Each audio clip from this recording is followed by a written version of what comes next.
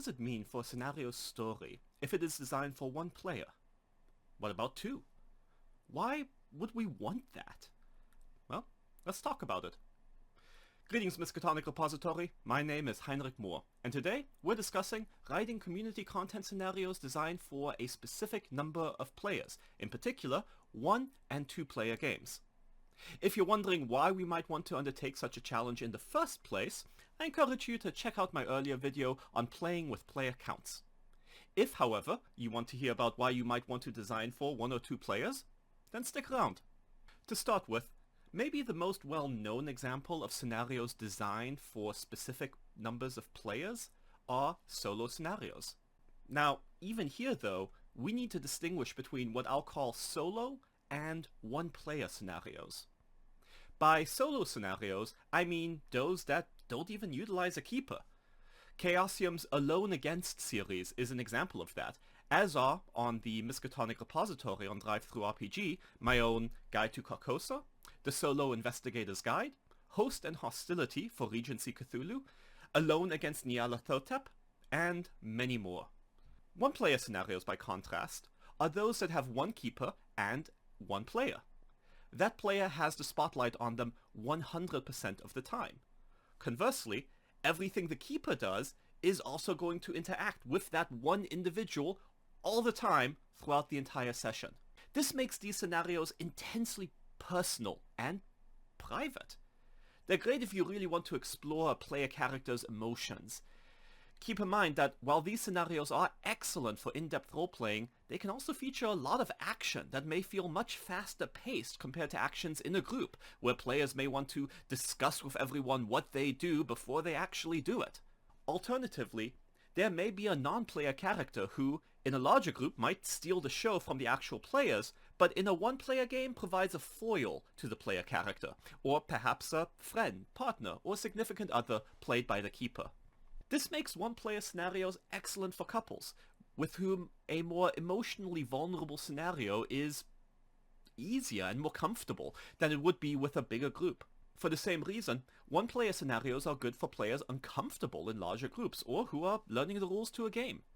However, because of the speed with which one-player games progress, and the intensity of the focus on both keeper and player, one-player scenarios are often on the shorter side, lasting maybe 1 to 2 hours rather than the more common 3 to 4.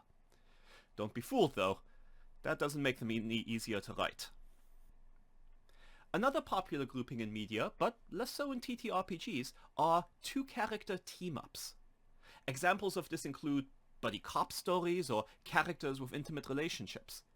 2-player games also provide a great opportunity for pairing opposites, whether through the character's values, abilities, or personalities. Think about it. Anytime you have a mage and a fighter, or an elven archer and a surly dwarf with an axe, you have a pairing of opposites.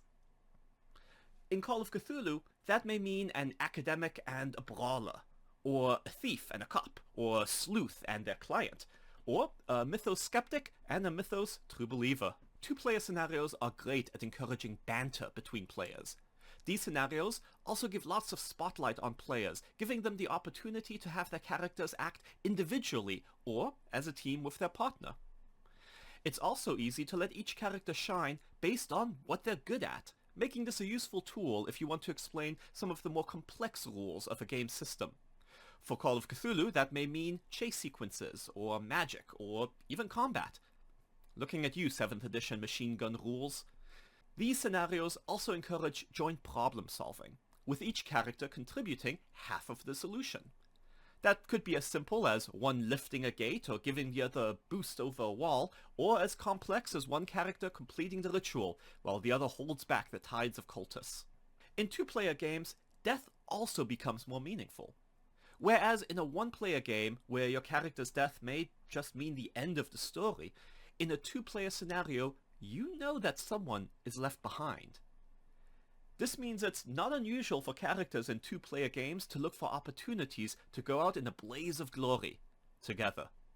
I'll be honest, I didn't immediately find any scenarios that were specifically targeted at 2 investigators, including on the Miskatonic Repository. I think that's a shame, but it may be an untapped opportunity for those of you watching. In any case, I look forward to hearing what you think and learning about your experiences with 1 and 2 player games. In the next video, we'll discuss designing for higher player counts. Until then, stay tuned for more.